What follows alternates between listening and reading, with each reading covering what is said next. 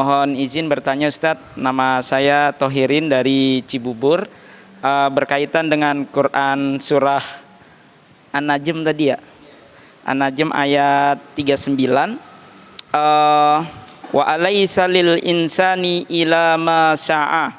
Allah berfirman di dalam Quran surah An-Najm ayat 39 bahwa manusia hanya memperoleh apa yang telah diusahakannya. Nah, dari sini tentunya kita memaknai sebuah ayat ini bahwa nilai daripada ikhtiar itu ditangguhkan kepada kita sendiri sebagai seorang manusia atau seorang hamba. Nah, kemudian tadi Ustadz menyinggung tentang orientasi daripada nilai kekayaan atau sukses.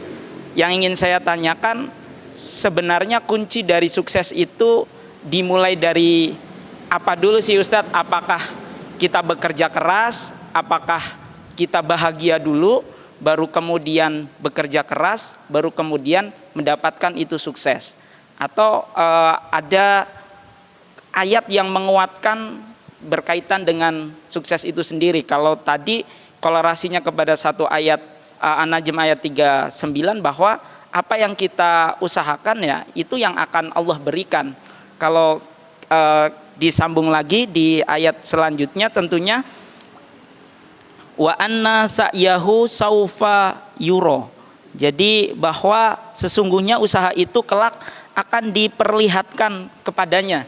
Jadi ini sudah jelas betul bahwa Allah akan melihatkan apa yang kita usahakan. Mungkin itu saja Ustadz yang bisa saya tanyakan. Syukran katsiran.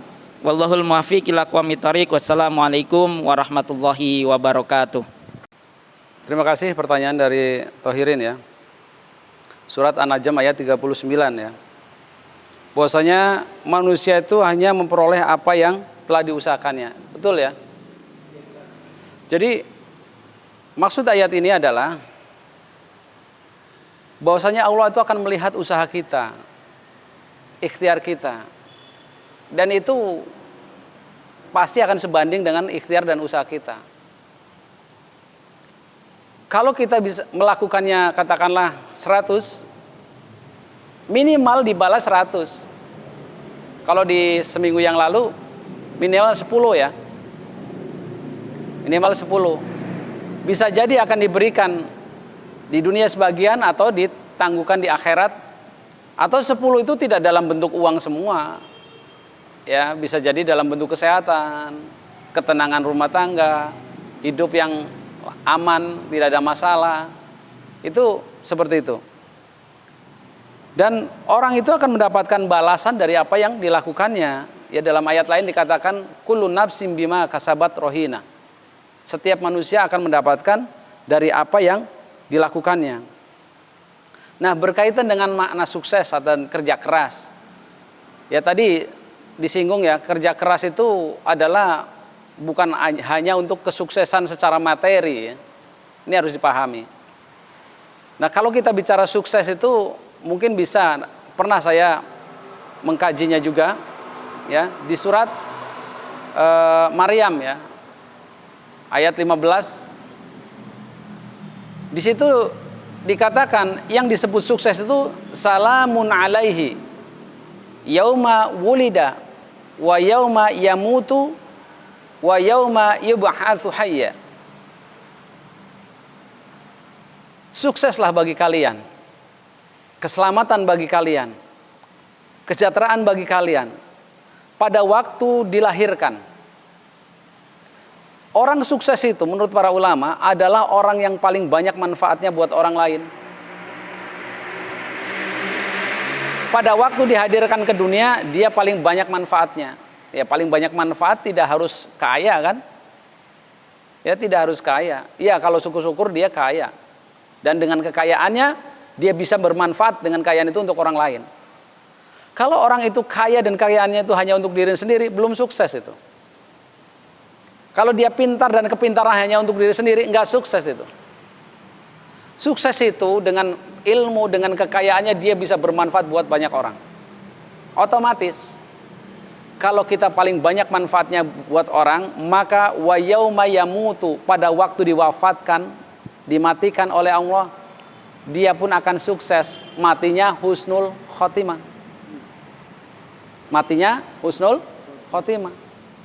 Karena yang doain banyak.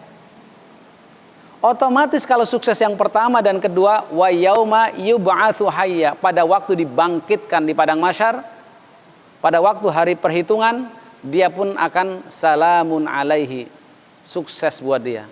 Oh, berarti sukses yang tertinggi adalah masuk surga. Ini kalau paradigma sukses orang yang beriman dan orang muslim. Oh gitu ya Ustaz? Iya. Jadi sukses bukan hanya dunia. Kalau sukses dunia terlalu kecil ya. Ya, terlalu kecil. Maka tadi kerja keras kan seimbang. Betul berarti. Oh, kerja keras bukan untuk kita cari kekayaan. Supaya bisa jadi asbab diampuni dosa. Supaya kita menunjukkan kita itu istilahnya tidak menjadi tergantung pada orang lain. Kita kerja.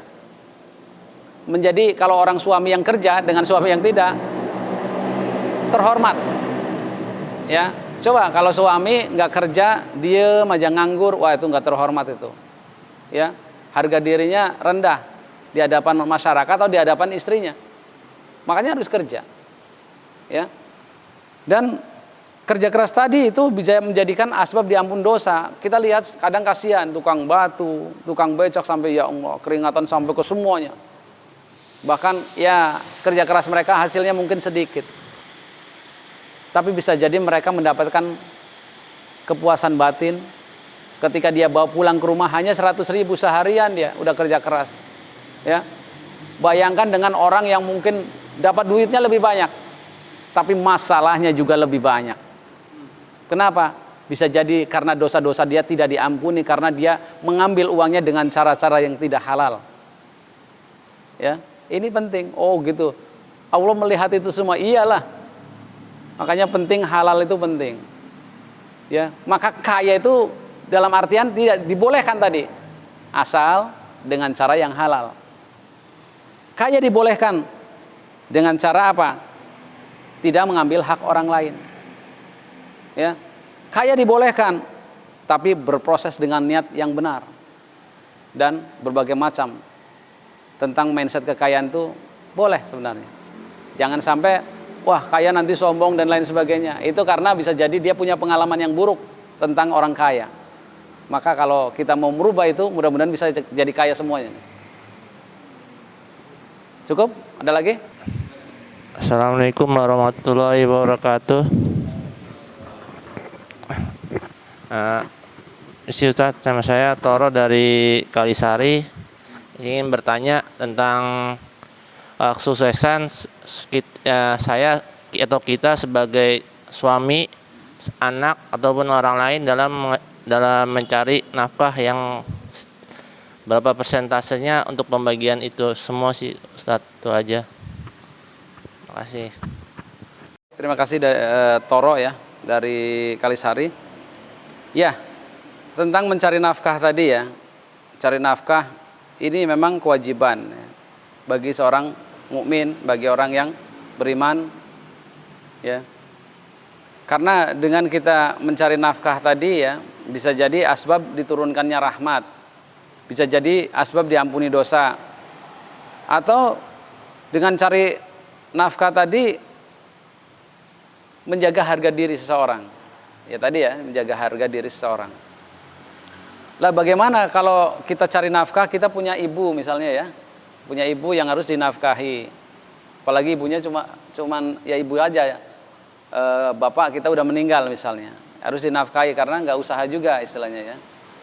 Sementara kita punya tanggung jawab, ada anak dan istri. Bagaimana itu? Ibu itu tanggung jawab kita juga, istri tanggung jawab kita juga. Bagaimana membaginya gitu ya? Ya, itu memang harus proporsional. Ya, kalau dalam harta waris itu, harta waris ya, ibu tuh dapat 1/3 loh kalau anaknya meninggal. Istri dapat berapa? 1/4 kalau nggak punya anak. Ibu 1/3 kalau nggak punya anak. Istri 1/4 kalau nggak punya anak. Kalau punya anak, ibu dapat 1/6, istri dapat 1/8. Enggak, kita akan membandingkan. Oh berarti istri dan ibu itu lebih besaran ibu ya. Ini kalau dari segi pembagian harta waris saja. Berarti ibu tuh harus kita nafkahi juga. Iyalah. Ya. Dalam artian tanggung jawab kita. Tapi kebutuhan kebanyakan istri karena ada anak, ya pasti kita lebih tahu kebutuhannya berapa, ibu berapa. Tapi paling tidak ini mengandung makna betapa pentingnya ibu yang melahirkan kita, yang menjadikan kita akhirnya bisa bekerja. Ya doanya setiap saat tuh sebelum dapat kerjaan, ya Allah berikan anakku pekerjaan, ya kan? Kan belum ketemu istri, istrinya belum punya misalnya, ya kan? Berarti lebih besar jasanya ibu itu kepada kita.